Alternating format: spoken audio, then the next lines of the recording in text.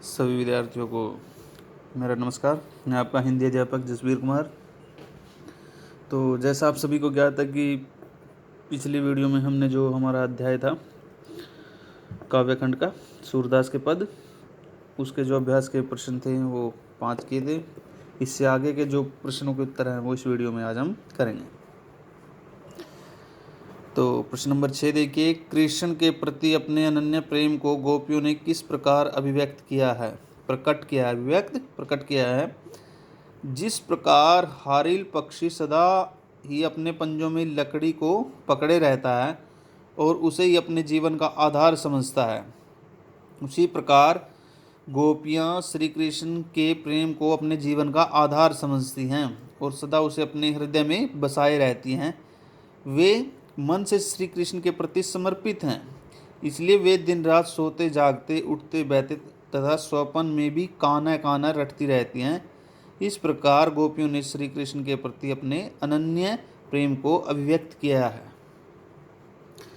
तो जैसे हारिल नामक जो पक्षी होता है तो वो एक लकड़ी को ही अपने जीवन का आधार लक्ष्य मानता है और उसी को हर समय अपने साथ रखता है। इसी प्रकार गोपियाँ कह रही हैं कि श्री कृष्ण भी हमारे यानी कि हम श्री कृष्ण के प्रति समर्पित हैं। सोते जागते उठते बैठते तथा स्वप्न में काना काना श्री कृष्ण का ही जाप करती रहती।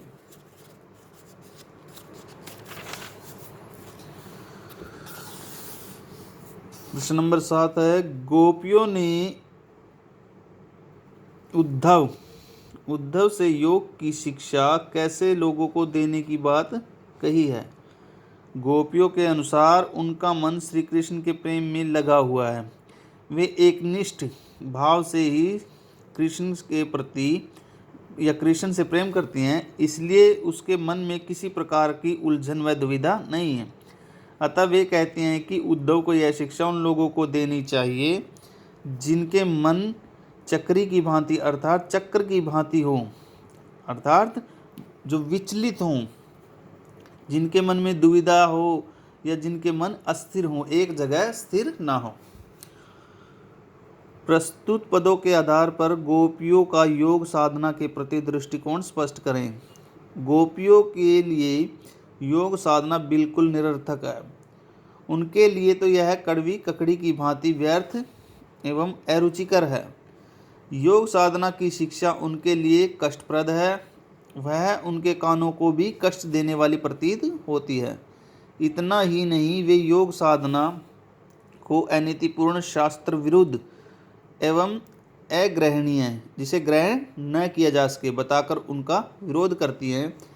वे यहाँ तक कह देती हैं कि इस साधना की शिक्षा तो उन लोगों को दो जिनके मन भ्रम में पड़े हों, जिनका मन अस्थिर हो, एक जगह स्थिर ना हो। प्रश्न नंबर 9, गोपियों के अनुसार राजा का धर्म क्या होना चाहिए। गोपियों के अनुसार राजा का धर्म प्रजा की रक्षा व कल्याण करना होना चाहिए। उसे अपनी प्रजा को किसी प्रकार का कष्ट नहीं देना चाहिए। उसे प्रजा के सुख चैन का ध्यान रखना चाहिए। आगे देखिए प्रश्न नंबर 10, गोपियों को कृष्ण में ऐसे कौन से परिवर्तन दिखाई दिए जिनके कारण वे अपना मन वापस पा लेने की बात कहती हैं। गोपियों के अनुसार अब श्री कृष्ण बदल गए हैं, अब वे मथुरा के राजा बन गए हैं और उन्होंने राजनीति भी पढ़ ली है। अब वे पहले से भी अधिक बुद्धिमान व चतुर हो गए हैं। अब वे प्रजा के हित में को नहीं सोचते, वे केवल अपने स्वार्थ की बात सोचते हैं। उन्होंने गोपियों की विरह वेदना को शांत करने के लिए स्वयं न आकर उद्धव के माध्यम से योग संदेश भेजकर उन्हें भड़काने का काम किया है, जो उनके प्रति अन्याय एवं अहितकर है। तो अगला देखिए प्रश्न नंबर आप देखिए 11, गोपियों ने अपने वाक चातुर्य होते हैं वाणी का कौशल के आधार पर ज्ञानी उद्धव को परास्त कर दिया। उनके वाक चातुर्य की विशेषताएं लिखिए। गोपियों ने अपने वाक चातुर्य से उद्धव को निरुत्तर, बिना उत्तर कर दिया।